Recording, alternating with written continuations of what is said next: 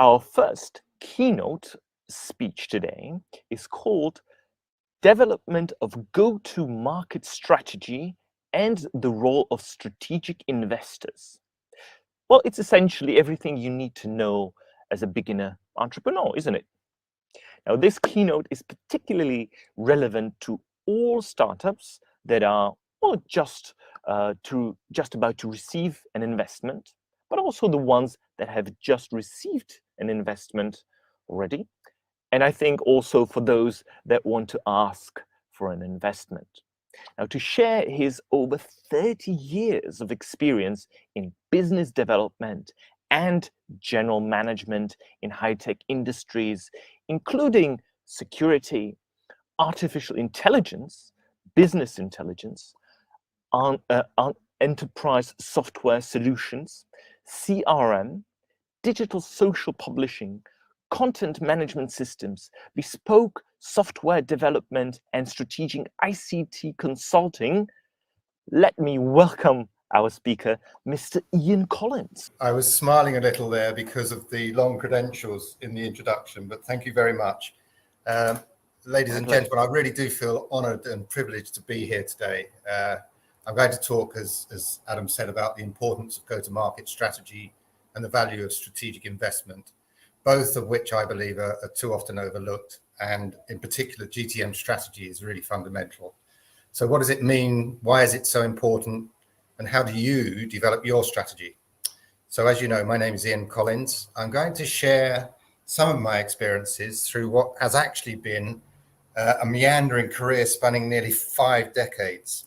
I hope at the end you'll be wiser and better equipped to avoid some of the pitfalls and mistakes that I've made, and importantly, build a more successful business. So I'd like to start back in 1980. By then, I'd had a summer job working with some really bright guys building, believe it or not, a discrete microprocessor. I'd worked for the BBC on the first computer-based news distribution system, and I'd run a recording studio in London, flirting with the stars there. That's another complete story. Then a buddy knocked on my door, and he asked me if I would leave the company I was working for and join him to set up a business. And actually, I jumped at the opportunity, even though I had a fantastic job at the time and great career prospects. What we were going to do is this. We were going to design a new modular recording system. We were going to set up a manufacturing plant and then build a sales and marketing operation. Now, interestingly, unlike so many startups and early stage businesses I see today, and I expect in the audience here, very similar, the business wasn't really about an idea and a vision that needed market validation and a big leap of faith to get going. Actually, it was quite the opposite, because my buddy knew the market inside out. He knew the competitors, the routes to market, the buyers, the best sales strategy, and so on. And actually, he came to the business, to me, with orders for that product which we were about to develop that would see us profitable in less than 18 months. You could say he had our go-to-market strategy completely nailed, and he did. So 2 years later, we had a great product. We started shipping units by the hundreds. We got rave reviews, orders were flying through the door, and everything was looking really good. And then we started to run out of money.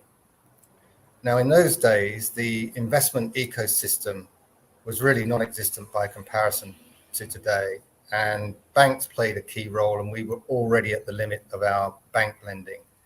So we didn't have many options, and in the end, we ended up finding a buyer for the business, and it was a distressed sale, in fact. It meant we converted our ownership into a contract to work for another company, almost like back to square one. However, what was good, what was great, the brand carried forward. And of course, we weren't the millionaires we expected to be. So why did we run out of money? And I think there's some lessons here for us all. Firstly, the development took longer than anticipated. And, you know, when you do a forecast, multiply it by 2 and then multiply it by 2 again, build in some contingency. Manufacturing costs were much higher than forecast.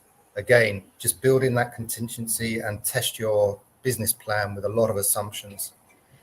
And I think probably the biggest contribution to running out of cash is that we really weren't experienced guys when it came to finances. We were just ambitious. In fact, when it came to finances, we were really young, naive, and we were probably underfunded to start with anyway. So I think the lesson learned here is get the right team in place. We've all heard that. Get it in place or around you from the outset, but be brutally honest about what your core skills and competencies are. So don't fool yourself into you can do all of the jobs yourself. Keep looking for those advisors who've been there and done it. And on that point also, look for advisors that aren't just advisors in name. And of course, I mentioned go-to-market strategy, my buddy coming to the table with that. We wouldn't have got to where we did without that. So very important point there. So not to be deterred, I co-founded an AI business. It was the late 80s when AI was in truth still the preserve of the sci-fi world. So it was quite a bold move. The technology was limited, it was slow, mostly software based. And just to remind you, the first version of Windows was only just coming out. It's a long time ago. But we had an idea to incorporate AI into security sensors to improve accuracy and open up new intelligent applications. So we developed a plan. We raised angel investment. Interesting hearing the comments earlier on about that. We actually took about 9 months to raise investment. The people that invested, we met on day one. It took that long to get the whole thing up and running. Anyway, with the investment, we set about development. And then two things became very apparent. Firstly, the technology wasn't yet up to the job, not in the form we had envisaged. And secondly, it was going to be a mammoth task to build a new brand and compete effectively in an existing security market where there are already huge established players. Now, our investment pitch had been really very exciting, especially with the AI at the time, very futuristic, and the investors loved it. But actually what had happened is we had all got carried away with the technology, the sexiness of the technology. And we'd seen the world through the eyes of the technology and the product, not the consumer and the market. And actually looking back, it was obvious. What we should have done is taken our plan to one of the large security players who already had the customer base and the brand awareness and the routes to market and so on. Anyway, we didn't. So we had to morph. And our new strategy was to be a one-stop shop for everything AI. Consultancy, software development kits, hardware accelerators. And actually, we even designed our own neural instruction set processor. Our rationale was that we'd build a reputation for delivering AI solutions and become the go-to place for any corporate in need of a smart solution. So that sounds quite good, doesn't it? Actually, it wasn't bad and it did work to a point. But you see, what ended up happening is that we took on a diverse mix of applications across a lot of different sectors. And that worked to reinforce the one-stop approach. But we became jack of all trades and masters of none. So we didn't have critical mass in any one application area or sector. And in truth, we were a solution looking for a problem. And unfortunately, businesses don't put their hands up and say, here's a problem, we'd like to invite you in to solve it. So we decided to focus on a single sector, a single application where we could acquire deep sector and domain knowledge, and where everything we did would reinforce our core strength in that sector and therefore resonate really well with the next potential customer. And that's what the business did. It used one of the AI tool sets we developed to identify abnormal patterns and outliers in credit card and telecoms transactions. And we focused the approach that generated far better results by doing that. And the key takeaways for everyone here today, for me as well, nail your go-to-market strategy before you start executing. But of course, be prepared to change course if things don't work out as they planned. Next thing, focus on one thing or one application or one sector. Just focus. That's the key thing. Build your brand in that space before venturing out to do other things. Be aware also that being able to do lots of things for lots of potential customers can be positive, but also a big negative. Don't boil the ocean. It's a great expression. Okay, I've introduced elements of go-to-market strategy here, and you can see how early on, if we'd have taken a different, less risky and quicker route to market, it would have been better for us going with those third-party security companies. But also, had we gone for strategic investment with an investor who knew the sector, think what they might have done to bolster our plans and help us find the right partners. So to one of the comments earlier on about when you're looking for an angel investor, don't just look for money. Think about what else those investors bring to the table. Anyway, that was my first AI chapter. Spool forward several more years to 2002. In the intervening period, I bought a group of businesses from a FTSE 100 company. I'd done some turnaround work and some M&A. And get this, I also bought a security company that had that presence and reputation in the market. And yep, what we did is we added some intelligent functionality, launched a new range, built the business and sold it. Okay.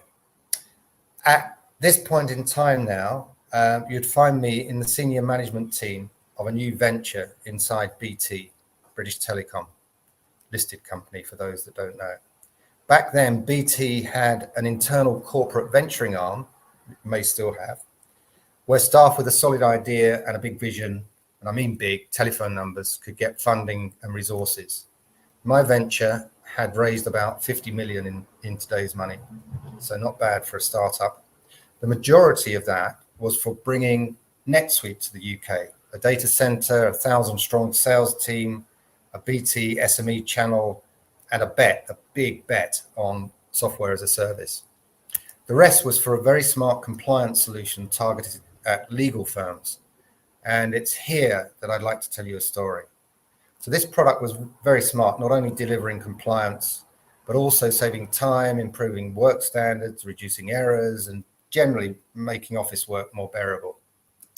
To test the market, we decided to talk to BT's in-house legal team, which was actually surprisingly large with contracts operating globally.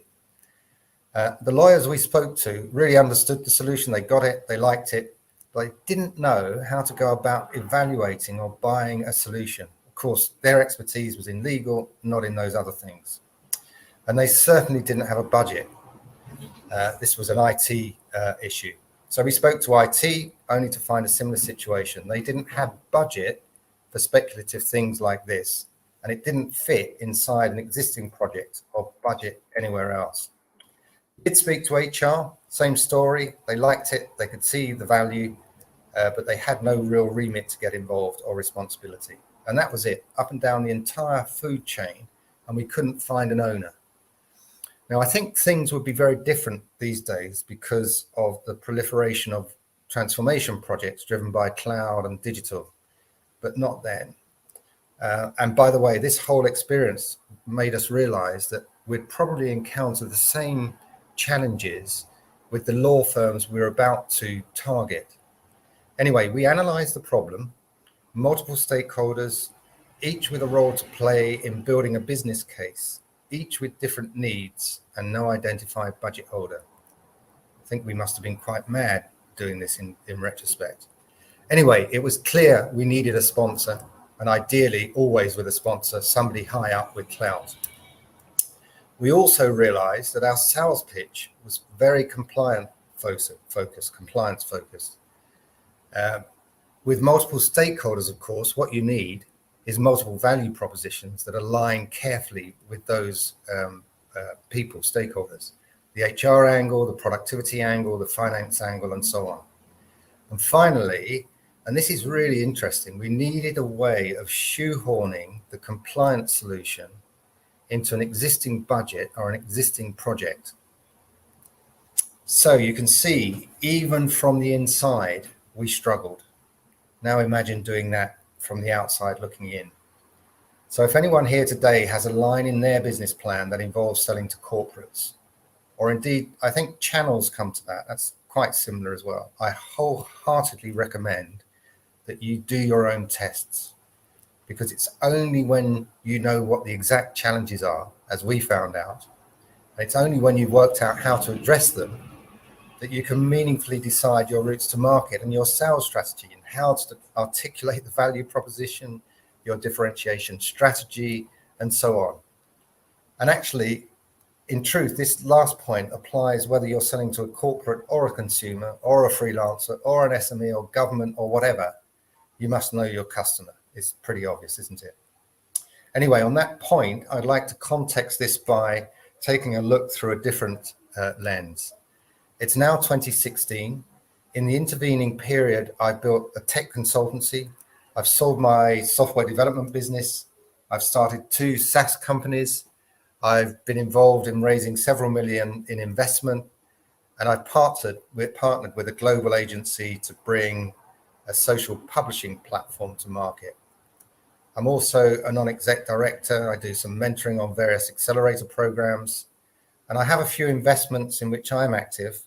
And because I'm in that space, I'm receiving well over 50 pitch decks a month. Now, I'd like you just to hang on to that thought. Spoil forward a few more years to 2022. I'm still doing much of the same, but now I have an additional role. I'm part of a consulting business that helps scale up tech companies expand internationally.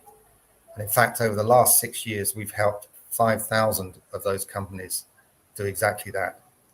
And interestingly, most of them are looking for money. Money always features. But look, here's the rub.